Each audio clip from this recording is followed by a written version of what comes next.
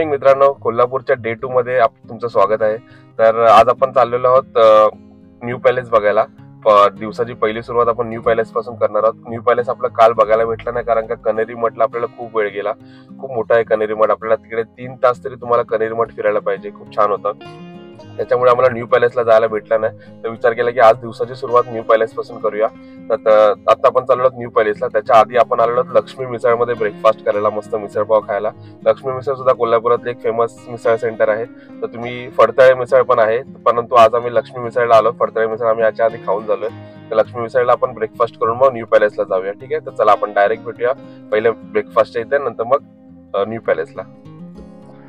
मित्रांनो, फायनली आपण लक्ष्मी मिसळला पोहोचलेलो आहोत ब्रेकफास्ट करण्यासाठी। तर मस्त इथे मिसळपाव खाऊन मग आपण पुढे न्यू पॅलेसला जाऊया, बघूया कशी आहे लक्ष्मी मिसळची मिसळपाव।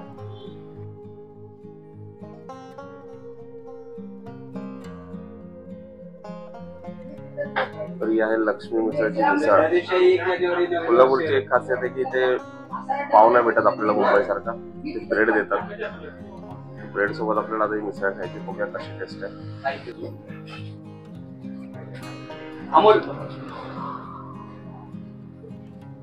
कशी आहे मिसळ? वा वा।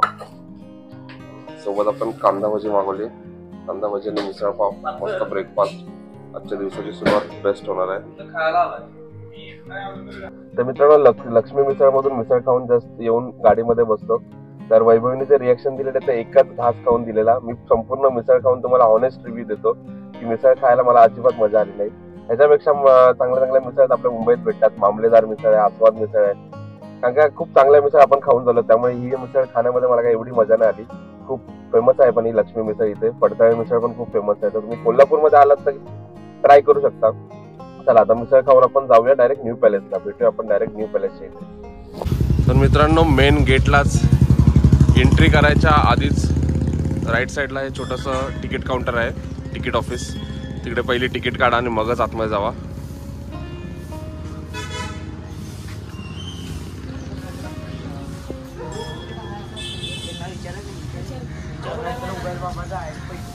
तिकीटचे रेट्स काही असे आहेत, 40, 20, 80, 30। तर चला तिकीट काढूया पहिले आणि मग पुढे जाऊया। तर आपण तिकीट काढलेली आहे, 40 रुपये पर पर्सन आहे। चला आता जाऊया गाडी काढून पुढे न्यू पॅलेसला।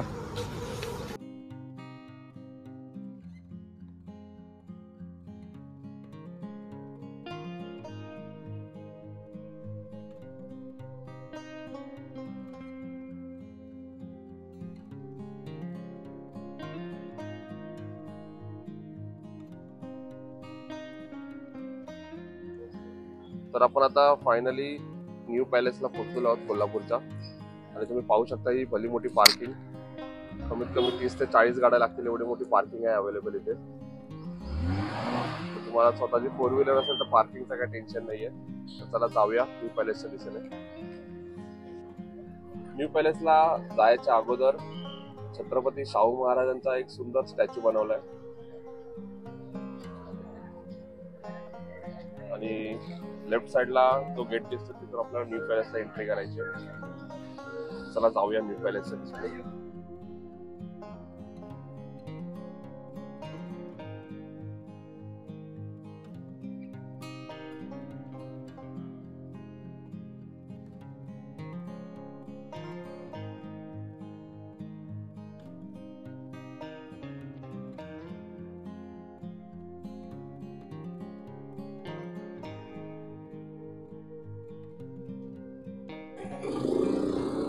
तर पॅलेस फिरून आल्यानंतर जर तुम्हाला भूक वगैरे लागली असेल तर इथे पॅलेस कॅफे म्हणून आहे, तिथे तुम्हाला सर्व खायच्या वस्तू भेटतील। इथे तुम्ही तुमचा ब्रेकफास्ट वगैरे करू शकता। असा आहे पॅलेसचा परिसर, खूप सुंदर परिसर आहे आणि खूप मेंटेन आणि खूप स्वच्छ आहे। पार्किंग सुद्धा बऱ्यापैकी अवेलेबल आहे। हे आहे मेन एंट्रन्स न्यू पॅलेसचा। कोल्हापूरमध्ये कधी आलात तर नक्की व्हिजिट द्या न्यू पॅलेसला। मित्रांनो, पॅलेसच्या आवारामध्ये एक लेक आहे खूप मोठा, आणि तो बघण्यासाठी अशा प्रकारे बनवला आहे, वरती मचाण टाईप। तिकडे वर जाऊन आपण लेक बघू शकतो, लेक व्ह्यू।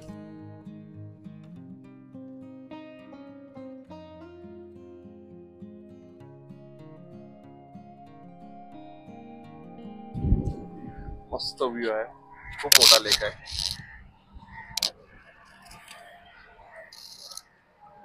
पॅलेसच्या एंट्रन्स पासून एक 2 मिनिटाच्या अंतरावरती हा लेक आहे.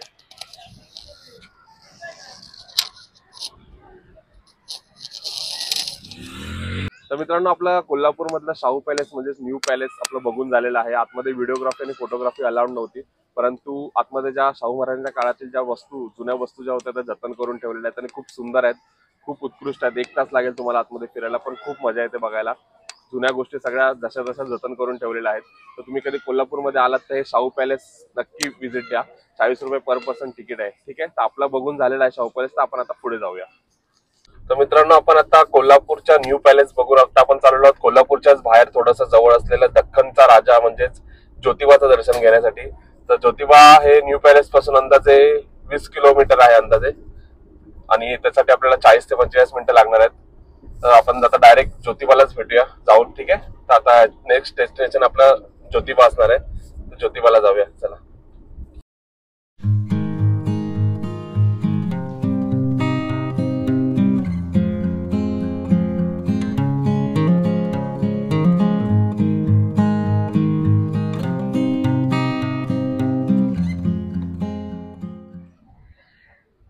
तर मित्रांनो, आपण हे 20 रुपये एंट्रीलाच खाली रोडवरती वाहनतळासाठी पे केले, आणि हे मंदिराच्या बाजूलाच ही अशी मोठी पार्किंग आहे. त्याचे 20 रुपये तुम्हाला खालीच जिथे घाट सुरू होतो तिकडेच घेतात. ठीक आहे, तर अशी मोठी पार्किंग अवेलेबल आहे मंदिराच्या बाजूला, आणि इथून बाहेर पडलं की राईट साईडला मंदिर आहे. चला जाऊया ज्योतिबा मंदिरात. फायनली आपण ज्योतिबा मंदिरात पोहोचलो आहोत. हा आहे समोर ज्योतिबा मंदिराचा एंट्रन्स. आपल्याला आत जायचं आहे ज्योतिबाच्या मंदिरात. बाहेर खूप सारे स्टॉल्स वगैरे पण अवेलेबल आहेत खाण्यापिण्यासाठी. आता आपण जाऊया आतमध्ये ज्योतिबा मंदिरात. आपल्या समोर आतमध्ये आल्यानंतर मोठी कमान लागते. कमानच्या वर बघा दख्खनचा राजा लिहिले. दख्खनचा राजा म्हणजे ज्योतिबा.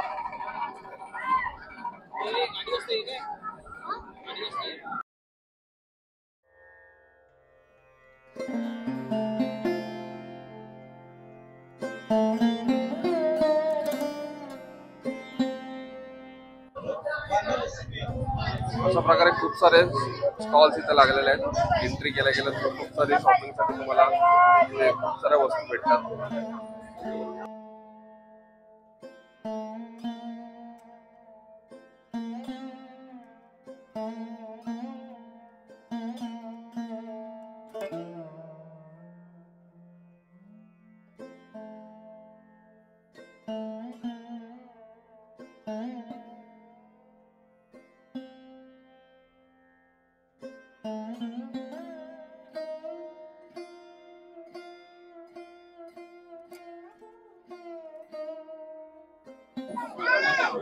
तुम्हाला इथे बाहेर ओटी वगैरे सुद्धा भेटते मंदिराच्या. 50 रुपये होती बघा. अशा प्रकारे खूप सारे दुकानं स्टॉल आहेत. तुम्ही जा.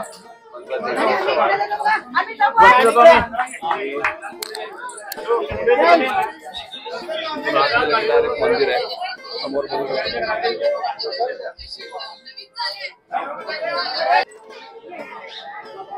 फायनली आपण ज्योतिबाच्या मंदिरामध्ये पोहोचलेलो आहोत.